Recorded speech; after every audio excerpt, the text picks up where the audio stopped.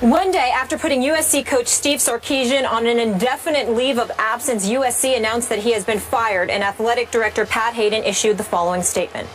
After careful consideration of what is in the best interest of the university and our student athletes, I have made the decision to terminate Steve Sarkisian effective immediately. Through all of this, we remain concerned for Steve and hope that it will give him the opportunity to focus on his personal well-being. A player told ESPN via text on Sunday that Sarkisian showed up lit to meetings again today. Another source said he showed up Sunday morning and appeared not normal and then was told to leave. According to SB Nation, the coach checked himself into a residential treatment facility. Stephen A., what's your reaction to this? My initial reaction is sadness. Before I go any further, Skip Bayless, you have been on the record, which I deeply, deeply appreciate as a friend. You highlighting your family's issues and history with alcohol. Appreciate that.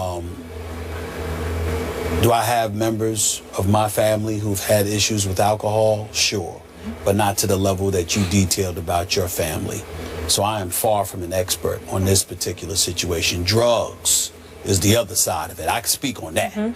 But alcohol is obviously a different drug that I'm not that familiar with. It is different. It is different, okay? Having said all of that, my heart goes out to the Sarkisian family and him himself. I hope that he gets the help that he needs.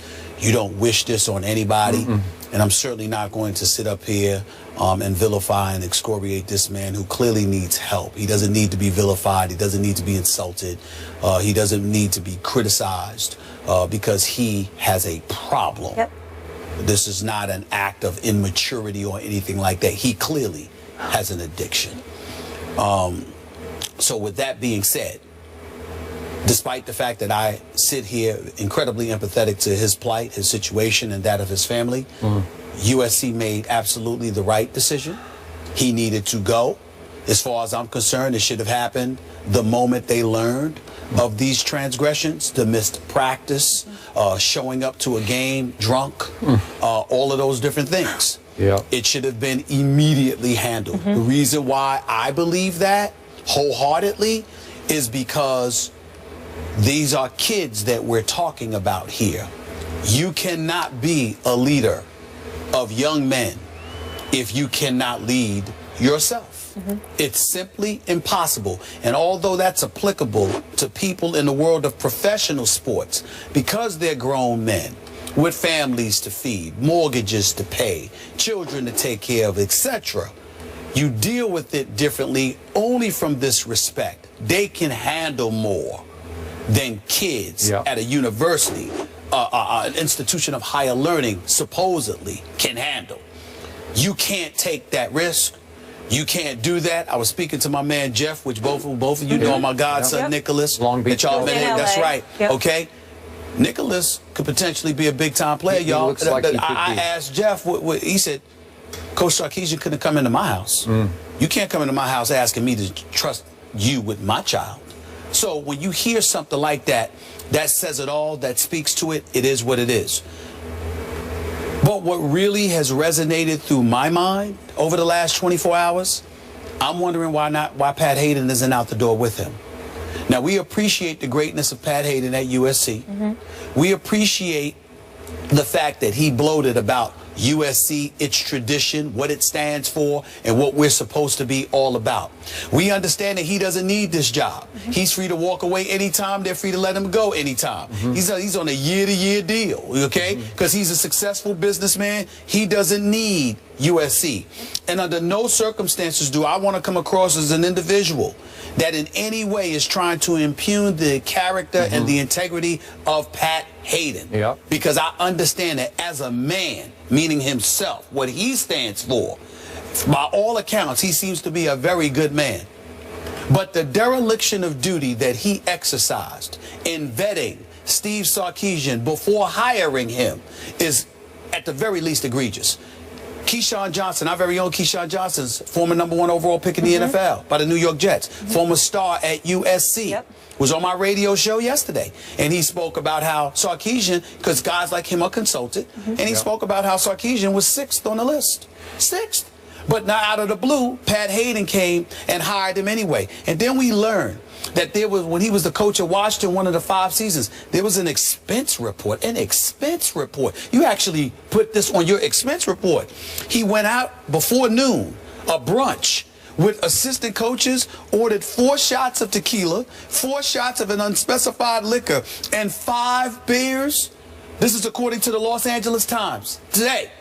You look at all of these different things, and you knew what happened at the preseason rally where he came, he showed up as inebriated. You clearly looked out for him because he was your friend. You clearly looked out for him because of your relationship. You clearly looked out for him at the expense of what was in the best interest of USC. At the very least, Pat Hayden should have nothing to do with the next head coach hired. And if I'm being fair, what other athletic director do you know can make such an egregious error, all in the interest of looking out for his friend, and still keep his job? I'm just saying. It pains me to admit I agree with every word you just spoke. I like the heck out of Pat Hayden. I know him pretty well, covered him when he played for the Los Angeles Rams. Just for your edification, he is a good guy. Might be a little naive. Wasn't the typical pro football player because he was magna cum laude at USC, which led to him being a Rhodes Scholar at Oxford. So he didn't really fit the profile exactly of the NFL player. Not that they can't be good in class and smart, but he just didn't. He was always a little bit of a fish out of water in the locker room. And I always found him to be a little bit rose-colored glasses. Everything was going to be okay. He would see nothing but the good in everybody around him in the locker room. He was a pretty good quarterback in the National Football League. He won some games as a little undersized quarterback. Los Angeles Rams. Boy, he won one against my Cowboys in Dallas, a playoff game when you're beating Roger Staubach, and it was something to behold. But I'm not sure he's qualified to be an athletic director. Maybe a fundraiser for USC, and to your point, he was a highly successful, high-powered attorney before he took this job for the sake of his alma mater. And a businessman, yes. Yeah, he's a businessman. Yeah, he made a lot of money. But he did love Sark to a fault. He had a soft spot for him that turned into a blind spot for him, which is very, very dangerous. All your evidence and information that has come to the fore is damning, because the man who was such a great student did not do his homework in his coaching search. And the fact that it's now been reporting that several of the Huskies he coached at the University of Washington are saying, oh, he had alcohol issues that impacted his ability to do his job as a coach when he coached here in Seattle. Really? And Pat Hayden seems oblivious to all this, rose-colored glasses on. And then remember what Pat did to protect his coach? Remember September of 2014 at Stanford? Remember this game? I happened to be watching it live. Somehow Pat Hayden gets a text up in the press box in his wherever suite he was, and he's supposed to go down on the field to help Sark, who's into it with a couple of the referees. And he went down on the sidelines, and Pat Hayden is screaming at the referees from the sidelines, member of our committee that picks our playoff finalists for college football, and he was on the hot seat over that because that's out of bounds. You know, you completely, literally crossed the line onto the football field. And remember, USC is a private institution, so they can do whatever the heck they want to do. Nobody's going to tell them one way or the other, and they all love Pat Hayden. I'm with you. I don't think he should be allowed to pick the next head coach, just because here's the final irony. The most painful irony of all to me is that Pat Hayden, being true blue to his buddy Sark, enabled him to fail at USC. If he had used what the alcoholics call tough love back before the season started and put his foot down and said, you're going to rehab now. Absolutely. We will go interim. We'll pick somebody on our staff to get us through. I know we have a good team. We have a chance to have a great team, but we're going to get through this year, and then you're going to go fix yourself, we hope, and then you're going to come back next year. That would have saved his job. I'm pretty sure we were all sat back, right? And his career. Yeah, wouldn't we have all sat back and said, boy, it's a tough thing he's going through, but we'll wait and see how it turns out for next year for Coach Sarkisian. Am I right? Okay, he didn't let that happen. He let the wrong thing go out of too much blind love for Sarkisian. A couple of points I want to make based off of what you just said. Number one, I am not going to sit up here and speak about a man with such impeccable credentials, who is so revered, and act like, oh my goodness, he should be fired because he made a mistake. It was a dereliction of duty. It's not that. It's that Pat Hayden is about fairness. Pat Hayden is about what's right and wrong. No, he is. I agree. Any other You're institution that you point to, what athletic director do you know would get away with making such a number of egregious errors as it pertained to one individual? They wouldn't get away with it. Okay? You clearly shoved fairness and equity aside in an effort to engage in what some of us would view as nepotism. I'm looking out for my homeboy. I'm looking out for this guy. As well. And so the Pete Carroll connection, of course, but Lane Kiffin had a Pete Carroll connection. It did not stop Hayden from firing him on a runway. That's true. On a runway off a plane. So I'm saying that's the other point that I wanted to point out about what you made, because you talked about the rose-colored glasses. And I'm going like this. Well, that's not entirely correct, Skip, because that's not what he had with Kiffin. He was pretty hardcore with Kiffin. There was no rose-petaled glasses there. He was pretty hardcore. Well, I think Lane pushed him until he just couldn't be pushed anymore. I'm just saying, but Lane didn't push him like this. In a different way. Lane confronted him and challenged him. Lane confronted him and challenged him because Lane Kiffin was thinking about what he inherited post Pete Carroll, the pressures of succeeding the man, and on top of it all, still having to win full games with lesser than 85 scholarships because it was confiscated from them because of what transpired during the Pete Carroll era and all of this other stuff, even though a lot of people at USC think that was bogus. Nevertheless, Lane Kiffin was in his face saying, whoa, whoa, whoa, I understand where you're coming from, but look at what I'm having to deal with. So you get rid of him. Ed Orgeron goes 7-2 in 9 games. He did. Had a great relationship with the players, had great relationships at USC. Pete Carroll said, Pat Hayden said no. No. Then, like Keyshawn Johnson said, we got numerous candidates to look at.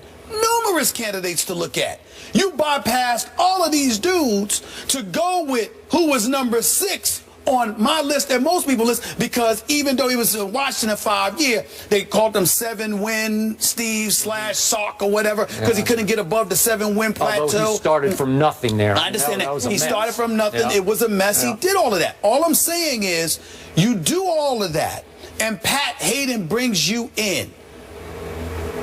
You not only didn't demand that he seek help, you glossed over it. And by the way, let me ask you this, Skip, to end my point about this. Didn't you just say magna cum laude? Rhodes Scholar? USC Rhodes Scholar, yep. Doesn't Pat Hayden strike you as a relatively thorough individual? I would say he is. I would think you would have to be to achieve what he did. Are we to sit here? Is there anyone else you know that have those kind of credentials that would be accused of not doing their homework? That's what I said. Hold on, wait a minute. What I'm saying is this. How do we know he didn't do his homework? How do we know he did do his homework and said, I'm going to bring my boy in here anyway? See, that's where it gets tight. Because am I really to believe this is an expense report? Yeah. That's what an expense report. Maybe he didn't think it was a problem, though, like alcoholism. Maybe he thought the guy likes to party. I am in no way saying that Pat Hayden said, I know you got a problem, so I'm going to bring you here anyway. What I'm challenging is this notion, you knew nothing? Okay. You knew nothing. Yeah, okay. If we on the East Coast, I'm not Keyshawn Johnson. I don't give a damn about USC. Okay, I like going to their game. The one game against Stanford, I love Southern California and watching a football game in 90-degree, 100-degree weather. It was actually kind of fun. But let's be clear, I'm not losing any sleep over USC. So why is it? And I knew about Sarkisian.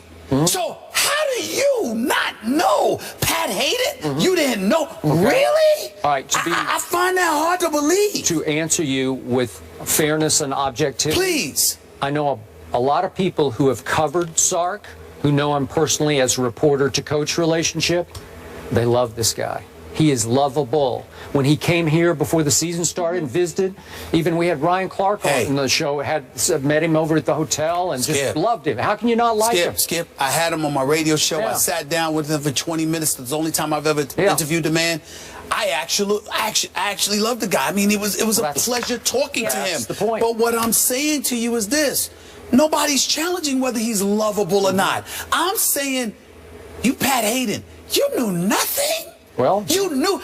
Tell me you loved him and you just didn't think it was a problem. But this notion that he was completely oblivious, we know about it on the East Coast, and we ain't paying attention to USC. How do you not know? It's impossible to me that this man didn't know this stuff. He did it. He hired him anyway. And that's why I agree with my man, the great Paul Feinbaum, who basically called for Pat Hayden to dismissal and said at the very least he should have nothing to do with the hiring of the next head coach. And I completely agree with that. I'm with you. I completely agree with that. And as you mentioned, Mr. USC Keyshawn was saying last night on Countdown, no more Pete Carroll coaching tree. We really need to get the right guy in here. And Keyshawn would know. He would know. The Trojan War airs tonight that he executive produced. Good point. That's right. We have another big-time coaching vacancy. Steve Spurrier leaves South Carolina. We'll tell you why the head ball coach retires mid-season. That's after the break.